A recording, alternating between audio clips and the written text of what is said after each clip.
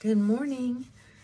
Let me know when you get a chance what you think of this color on me. I'm not crazy about it anymore.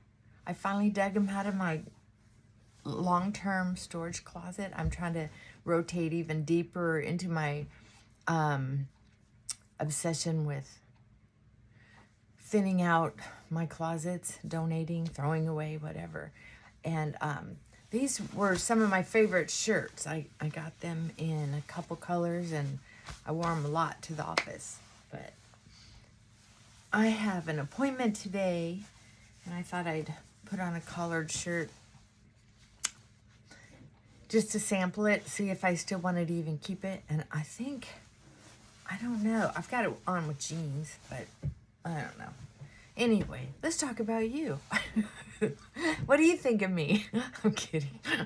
Oh my God. Good morning. I'm going to tell you what. I truly believe that sometimes, you know, the universe just keeps, you know, you have to take that chunk of coal and get it down real tight to turn it into something sparkly, something shiny. Here's to adversity.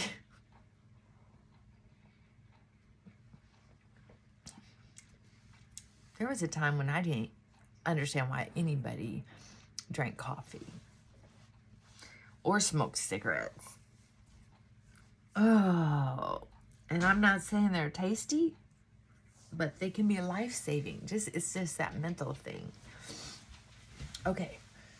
So here's what I'm going to tell you. This is a true story. When our synapses, our dendrites and synapses, sending and receiving messages over and over and over again, they create the neural pathways in our brain so that we can drive without thinking. Think of how many times you drive down the road in traffic and don't hit anybody, and your mind, your brain, wasn't even in the car the whole drive. Yeah, don't tell me it didn't happen, because you know it did. It does. It happens. It happens to a lot of people. Now, does it happen to normies very often? No. But it does happen to people who have been high in stress, who are, so even normal people without PTSD, without past trauma, without other mental health issues, I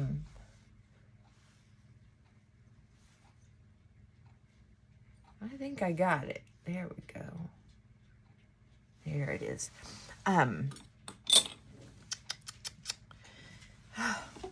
There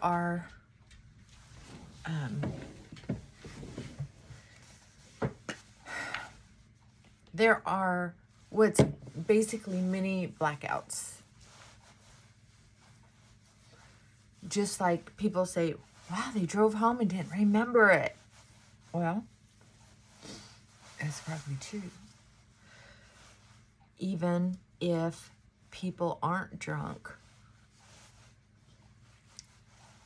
they do it when they're super stressed. So if you take someone who was a child and their brain learned this behavior over and over and over again,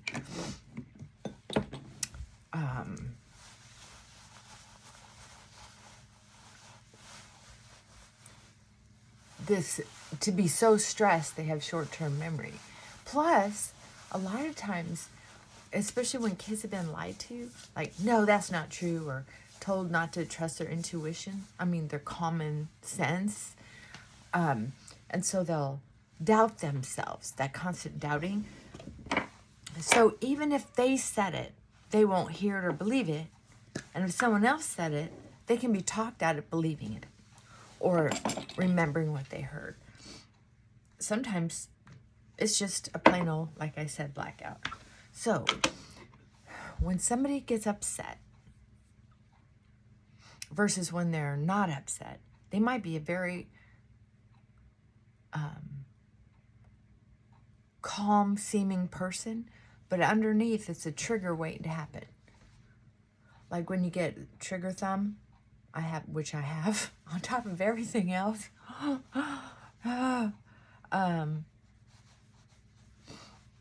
Woe is me, right? God, gosh. So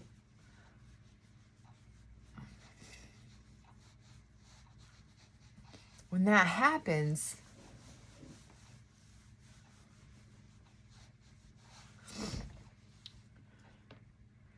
it can feel really weird because so let's say it happens to you. What happens is you're getting triggered by a situation going on.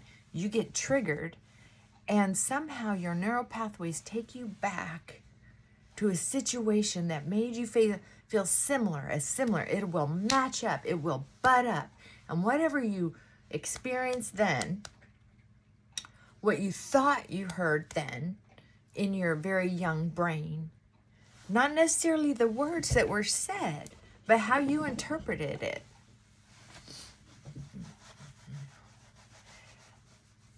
That's exactly what you're going to experience again until you process it, and hopefully with a friend or therapist, right?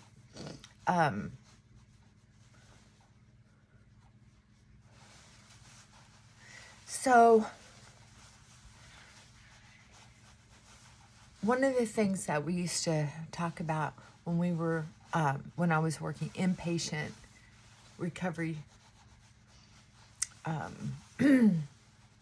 is we would talk about how people would appear to have narcissism and borderline personality disorders, along with bipolar. And there was a nickname we gave it. It was a made-up DSM number that was like when you said it in a meeting, everyone knew what you meant. So it wasn't something we could medically put down as a diagnosis, because if you're in recovery, you know not to do that, because it's a recovery issue until someone's been sober for like 6 months. I wouldn't, and has had therapy, I wouldn't diagnose anybody or early in recovery, because it's typical for people to be very self-centered and absorbed and anxious and paranoid and lots of things. So, and still black out because their brain is used to blacking out. It's sad, I know.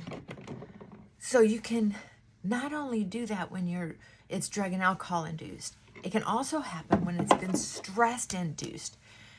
Anxiety, incredible anxiety and stress ongoing from an early age can resemble very much like bipolar, borderline, PTSD. So when you get that combination and you get into an argument with someone, if they have mental health issues, you don't know what they're really thinking back here. You don't. My eyebrows are astray. Gosh darn. You don't know what they're thinking down deep inside. They may not even know what they think down deep inside, but that means they may be having a blackout as you're having this conversation. So if you're both worked up, or if they're worked up, someone's got to take responsibility to back away from the conversation until that other person can calm down. And that's hard to do sometimes. But I can tell you, if you stay involved in the conversation, it's like playing the old 45 over and over and over again. Some of you don't know what that means. You can Google it. Record player 45. It's a one song on each side. It's very sad. I have a crazy day today, so I'm gonna try to put on makeup that's gonna last. Okay, so why am I bringing this up? I'm bringing it up because a lot of people don't understand. If you're the one who's blacking out and if you're the one who loses your temper and people keep saying, gosh, when you lose your temper, you say this or that, and you're like, I never said that. Or you're having a conversation with them trying to clear things up after an argument, and you say, I don't want you to ever say this or that again. And they say, I don't know what you're talking about.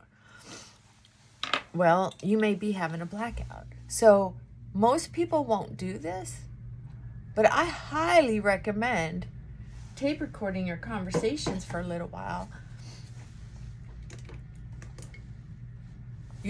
Especially when things start getting heated, and just say, hey, just out of doing our homework, let's start the recorder now.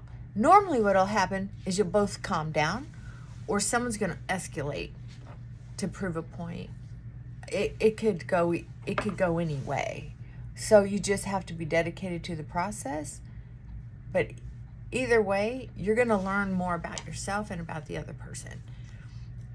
It's kind of like listening, being a voyeur, watching a TV show, because you really don't know what this programming is about until you can calm down enough later and listen to it for the facts. There's a book called The Verbally Abusive Relationship. Very good, very good. If you can get your hands on that. Who was it? Was it Patricia Evans that wrote that book? And then there's a book called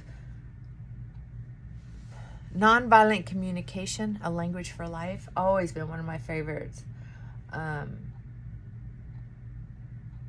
It used to do weekend groups for women, so that the women could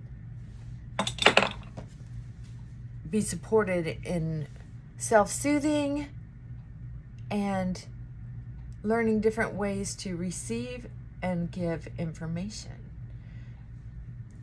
Thing is, you don't get this through osmosis. You get it through practice and dedication.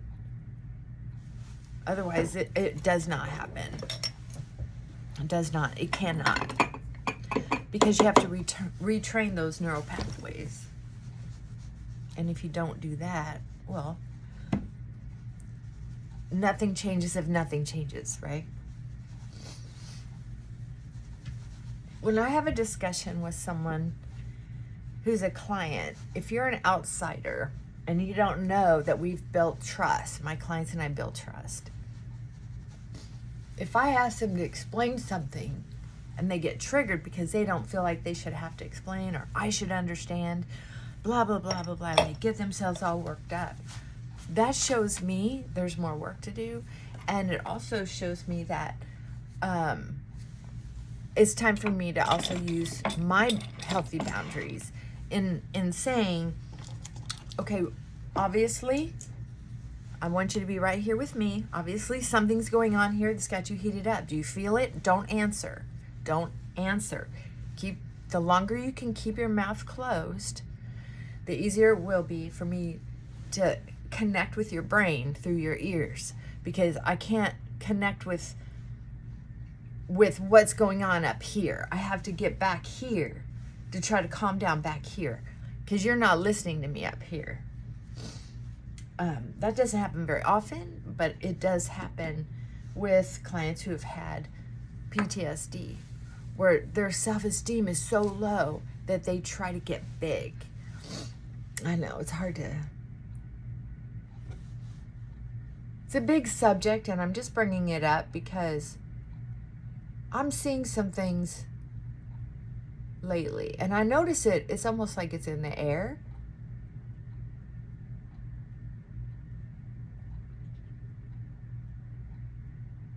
Okay, I've ordered about 3 different brown eyeliners from Temu. And since they're usually some kind of dupe off of something, even if it's LA Colors or NYX, maybe it's not Giorgio, but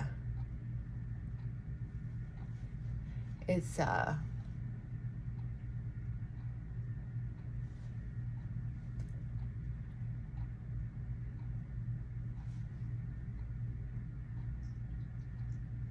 we go. So I'm just trying not to put it on very thick.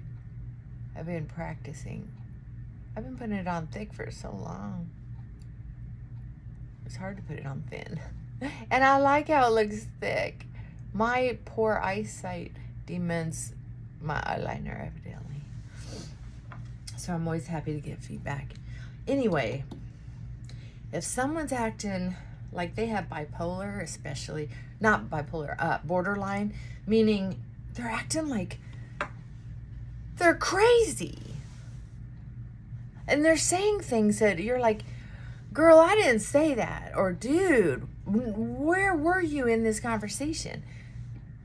Well, they could be narcissists. They could have bipolar, manic, or depressive. They could be borderline, but they also could have PTSD where they're in little blackouts as soon as their cortisol and adrenaline get to a certain height. And that height isn't up here like it is with the rest of us. They get to a 8, 9, or 10, or 12 when we're at a 2 or 3 or 4. They don't have, their stove is always on medium or medium high, and it goes right to broil.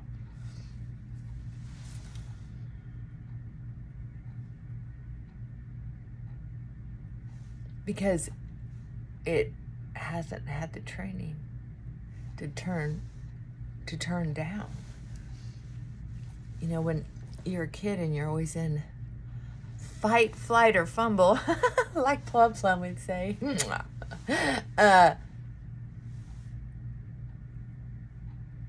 you feel like you have to be ready. You have to be ready. And it's exhausting. So they have to keep going, or they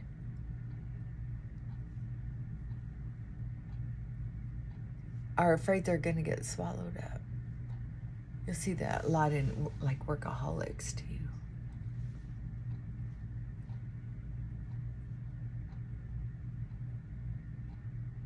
I don't usually mess around with my water line, but I did this weekend, and I really liked it. I wish it weren't so much work. It's work to me. It's work to me. So anyway.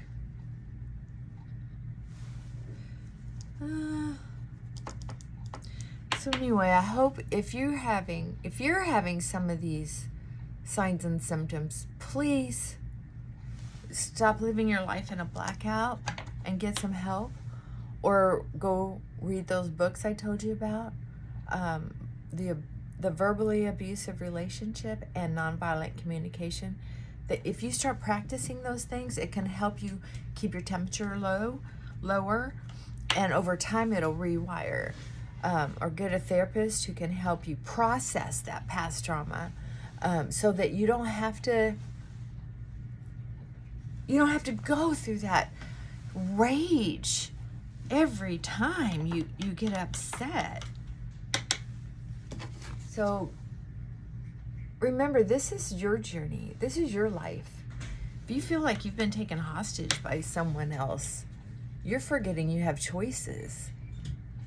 Or you've decided there's a trade-off that you've decided you can live with. And that's what most of us do, really, if you think about it.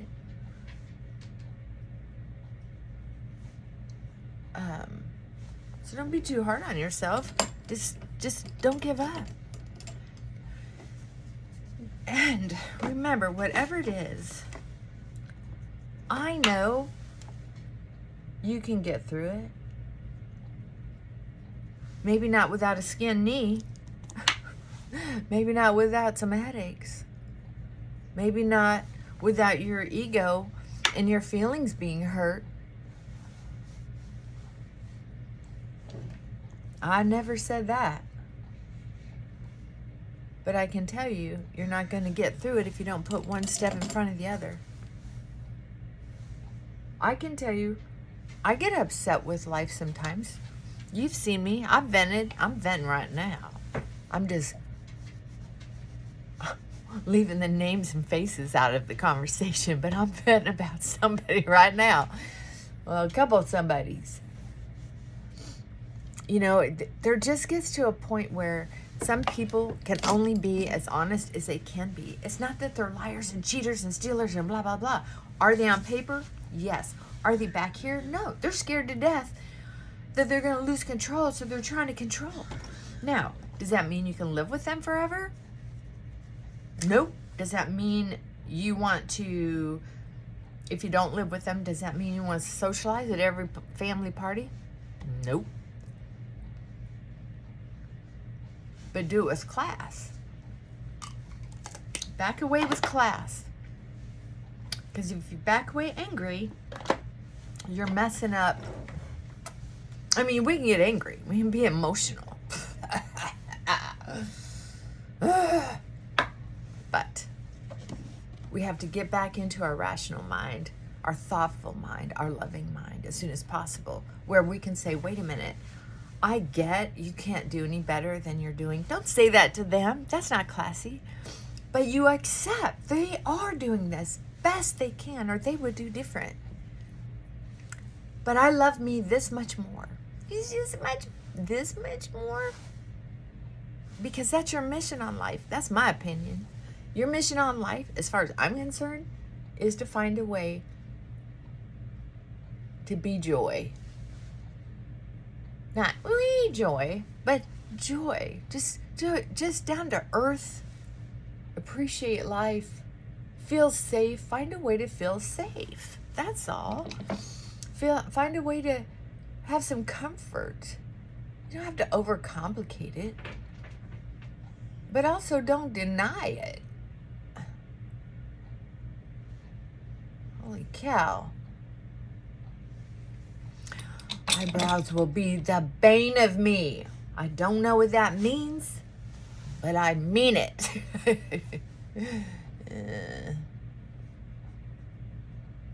All right, that's me venting. You know what? Talking about it helps. Even if you do it in a general way, you don't have to do it in a personal way. Because I don't have to say, so-and-so said this, so-and-so said that, and oh my God, can you believe they said this, or they got that out of our conversation? I'm doing that in my head, and I'm talking to hopefully a safe person about it, or my therapist, or my sponsor, or whatever. But I'm not going into every detail about their ridiculous personality anyway. Because you can always make excuses. Well, they're not like that all the time. Well, at least they bring this to the table. I don't care. I don't care. I don't care that they're pretty. I don't care that they think they used to be rich. Or they are. Or they used to have. Or they have doctorate degrees. Or written a book. I do not care. What I care about is how you treat me. That's all I care. How you receive me. If you're not warm, why would I want to be around you? And then blame me because I'm not around? Oh my God. Okay, so people can be ridiculous. But it doesn't mean they can do any better. If they won't get help, then maybe when they get older they will. Hopefully. And if you spend too much time with people like that, one thing, acknowledge that, yeah, they have wrecked your dreams of being able to live your life the way you wanted to, with a family unit, especially when you're someone like me who's an adult orphan. You know, I don't have family. So anytime so anytime I make friends, I make family. I fall in love. I know my stuff. I've gotten better at not doing that so deeply, so often. And I've gotten better at being able to release people without claw marks. Trust me, that wasn't easy for me to do. It took a lot of work.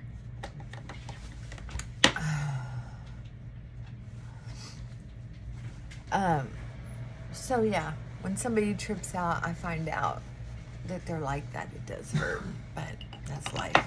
All right, I'm out of privacy. I'm out of time. Oh crap, I gotta do something with my hair. Look out, baby.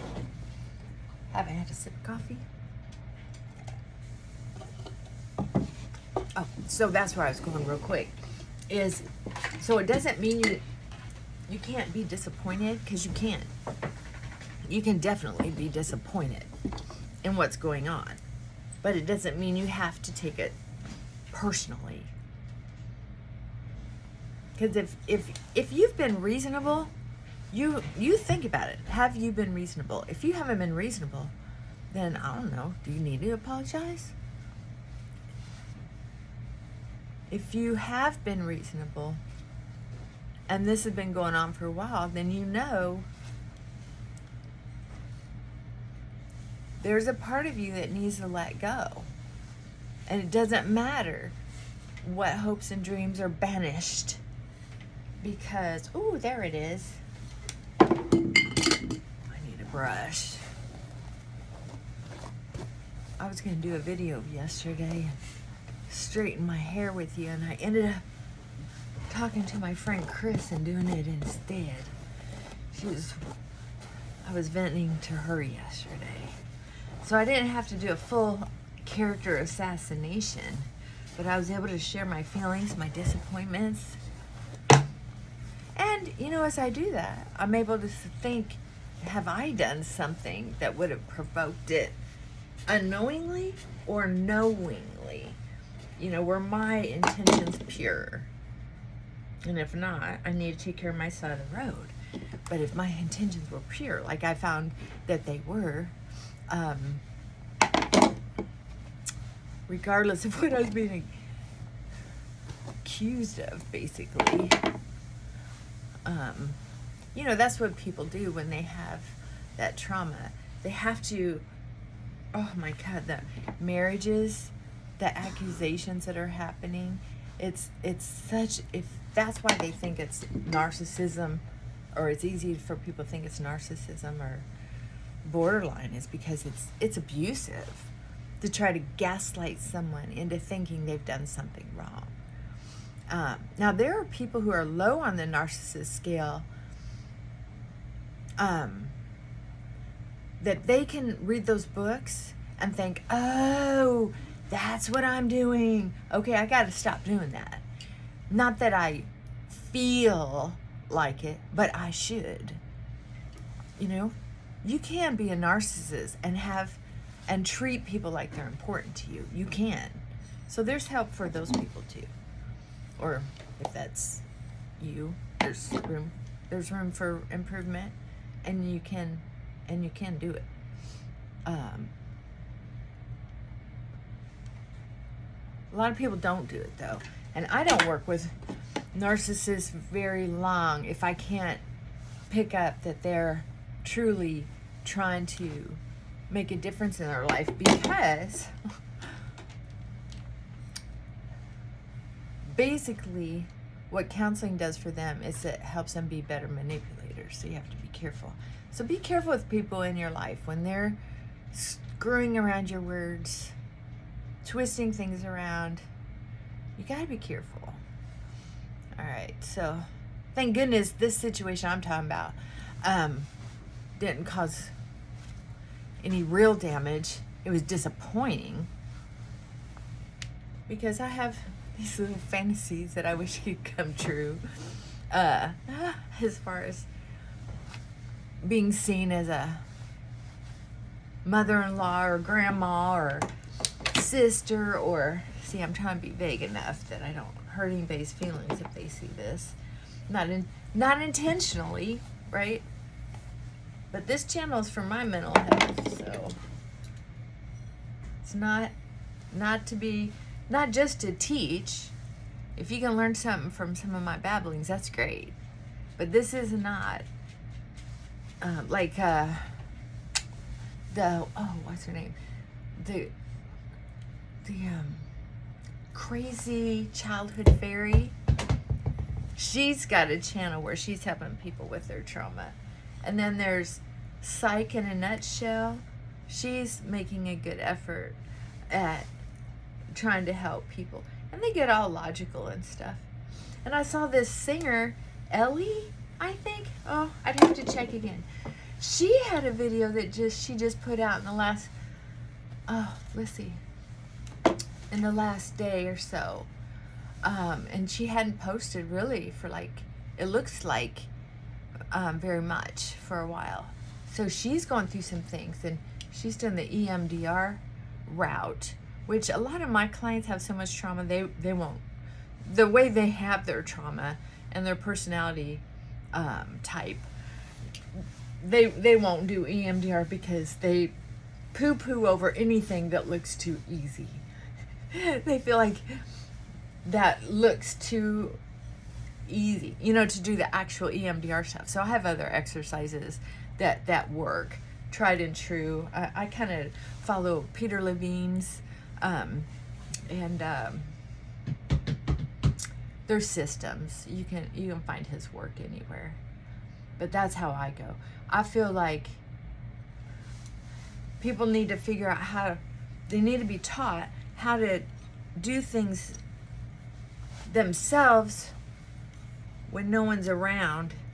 And a lot of people won't do homework. So if you do that gut-wrenching stuff right there in session, then they'll do it at home by themselves.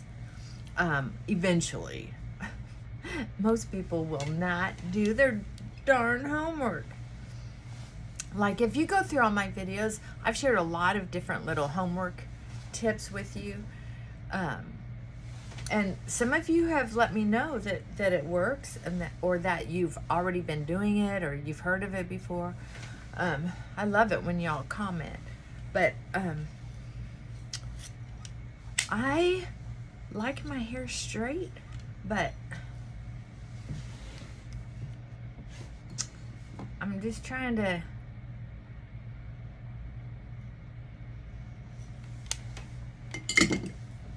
get it just right without overworking it. I've been wearing my hair up in a ponytail so much lately that I'm tired of it. My head hurts. I need a break. All right, y'all. There you go. Vanessa.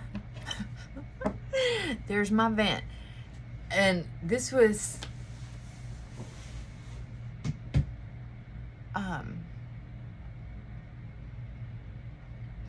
I most of the time, almost always, hardly ever do I review a video before I post it.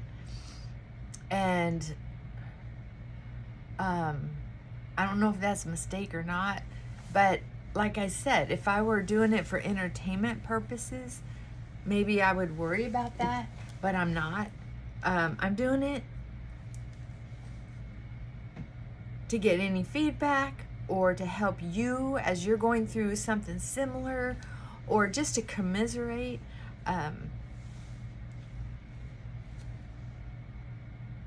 So I'm the only way I review a video normally. What is with hair number 98? Anyway, normally what I do is I'll just delete it. I'll review it in my head and think, God, did I sound like a mean person, or am I spreading any kind of positive message at all, or am I getting in a better place by doing this, putting that energy out there in the ether world, or whatever you call it. And if I feel like the energy just didn't feel right, I don't want to put it out in the universe. And then I also want to work on it more in my own spiritual realm. I'm not out here to spread negative energy. I'm out here to work through it. And one of the things, that I am going to need to, probably this is a sign, is to work on, is knowing that, okay, I'm 62. The chances of me, okay, there's no way I'm going to have a family. I'm not childbearing. I don't want to adopt kids now. I made an effort years ago, and oh man, it went south hard. But that wasn't because I was looking for it. It fell in my lap and thought, oh, I'm going to go for this. This is perfect. Perfect timing. But it ended up not working out. Long story. I'll tell you about it sometime. So it's just accepting I don't have a familial base. My dream has always been to marry into a family. And that's why I've been married several times. Is because it wasn't just the person I thought I was getting together with and hoping they were the way I thought they were, but they had families, and I wanted to be a part of that. Whether they were the family that I could see, but definitely the family that I was told they had, and how the dynamics went. And then on top of getting to see it for myself and experience some of it, I mean, there have been times when it hurt to give up a relationship, not because of the person, but because I wanted that family. I wanted that family. Oh, I need lipstick. I think I put some on, but it just doesn't feel like it. Or I couldn't see it. Oh, now I can. I just need another layer. So being 62 now, and a half, basically 62 this year. When you face the fact that having a family of your own, you can't, or in your marriage, there's just not that inclusivity of an outsider. It's just not the right rhythm. I'm kind of out there. I mean, it's basically Southern Baptist versus hippie. So I'm the kind of the black sheep of the family. And so,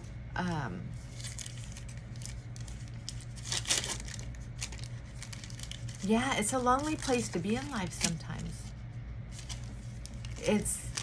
It's a place where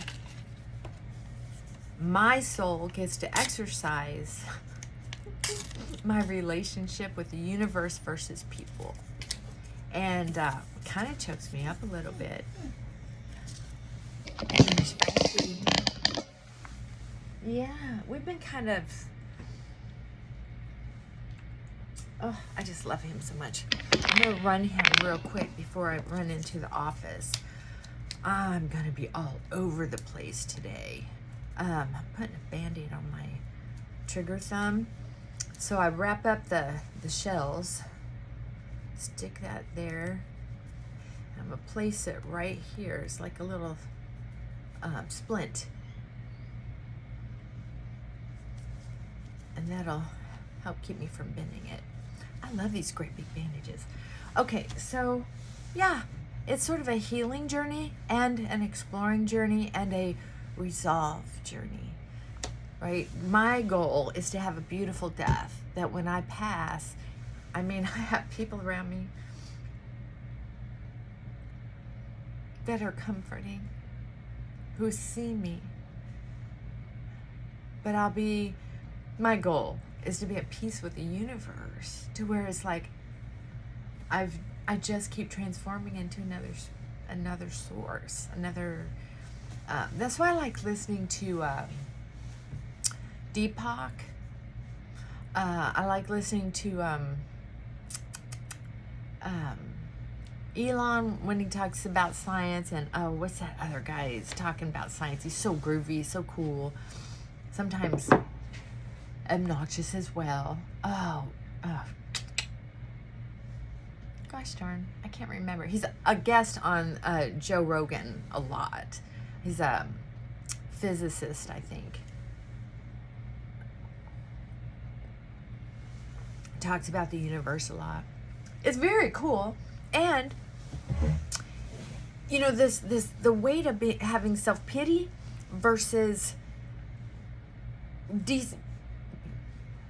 coordinating with your understanding of the universe, for sure, for real. You know, instead of just saying, oh, I think this, and this happens with nothing to back it up. But when you have all this science and exploration saying, no, this is what's kind of happening with your energy that's right here. That's the energy that's right here. It's the energy that's in a tree. It's fascinating. Gosh, I gotta go. I don't know. Just being emotional and venting. So thank you. Say hi. Let me know if you have any thoughts or feelings about what I've shared, any personal experiences. Wanted to tell Diana, I'm so excited for your move with your kids. What a beautiful, wonderful next phase of your life. I'm so excited for you. And I mean, here I go in my fantasies again of how beautiful that could be for you and what all that means. And I hope it's everything that I could ever want for myself. I hope you get that. You're a wonderful lady. All right. I'll talk to y'all soon. Mwah. Bye for now.